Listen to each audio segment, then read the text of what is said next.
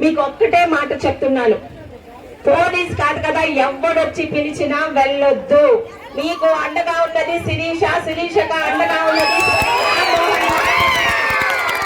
తెలుగుదేశానికి అండగా ఉన్నది జన సైనికులు. ఇక్కడ తగ్గద్దు, తగ్గేదే లేదు. ఎవరైనా పిలిస్తే వెళ్ళిపోతున్నారు. ఇక్కడ ఇంతమంది నాయకులు ఉన్నాం. తెలుగుదేశం ఉంది, జనసేన ఉంది, బీజేపీ ఉంది. ఎవరు పిలిస్తే పోలీసులు పిలిచినా ఎవరు పిలిచినా వెళ్లాల్సిన అవసరం లేదు. ఇది ఎన్నికల టైము. సిష్టి గోపి కాదు, ముష్టి గోపి కాదు.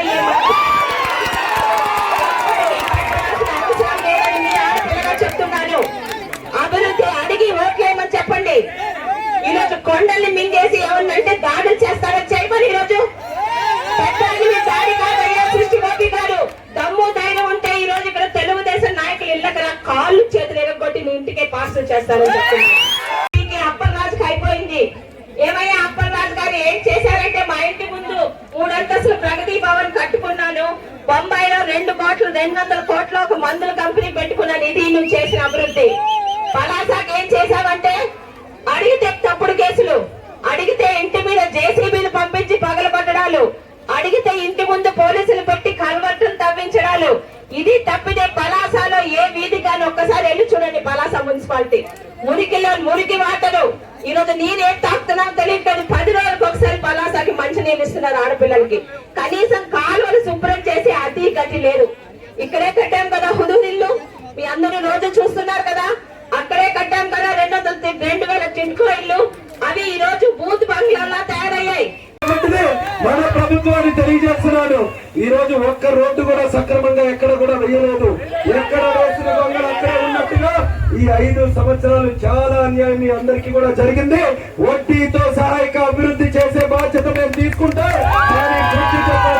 అవసరం మీ అందరికీ కూడా ఈ నాయకులు తప్పుడు నాయకులకి ఉన్నది కూడా ఈ సందర్భంగా పిలుపునిస్తున్నాను. వీళ్ళ వల్ల పలాసాకి చెడ్డ పేరు వచ్చింది. ఎంతో పవిత్రంగా ప్రశాంతంగా ఉన్నటువంటి పలాసాని పాకిస్తాన్ లా ఈ రోజు తయారు చేశారు.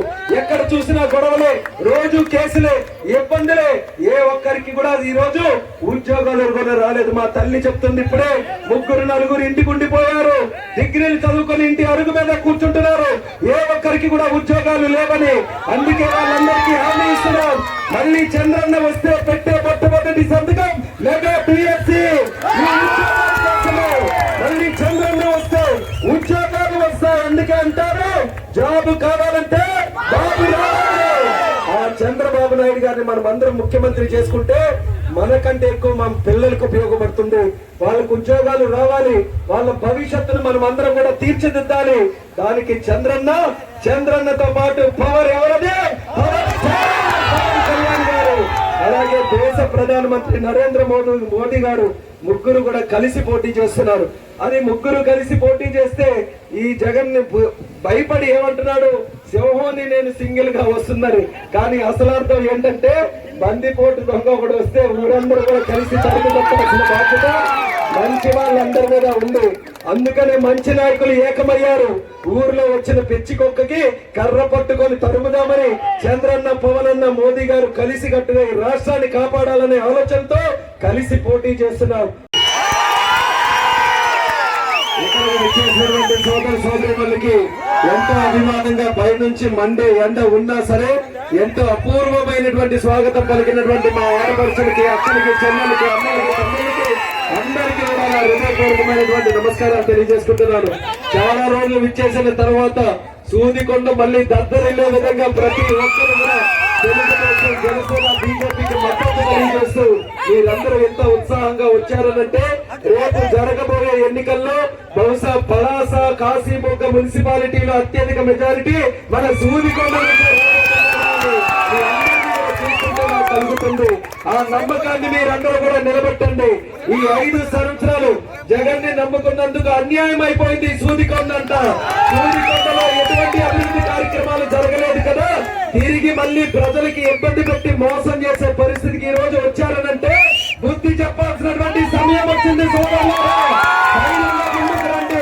ఈ 10 రోజులు మీరందరూ కూడా చైతన్యవంతంగా ముందుకొచ్చి మే 13న జరిగే ఎన్నికల్లో 2 ఓట్లు కూడా సైకిల్ మీద వేసి మరి మన అందరి అభిమాన నాయకురాలు సోదరి మన శిరీషక్క గారు ఒక మహిళగా పలాస ప్రజల కోసం ఏ రకంగా పోరాటం చేస్తున్నారో మీరందరూ చూస్తున్నారు.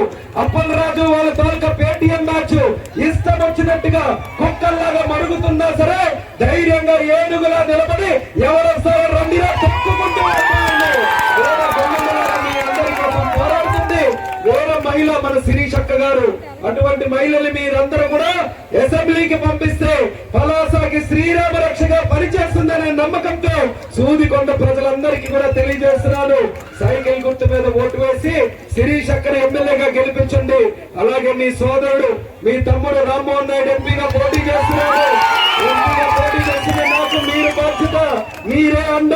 మీరందరూ కూడా మరొక ఓటు కూడా సైకిల్ మీద వేసి ఈ రామ్మోహన్ నాయుడికి ఢిల్లీ పంపించమని కూడా మీ అందరికీ తెలియజేస్తున్నాను.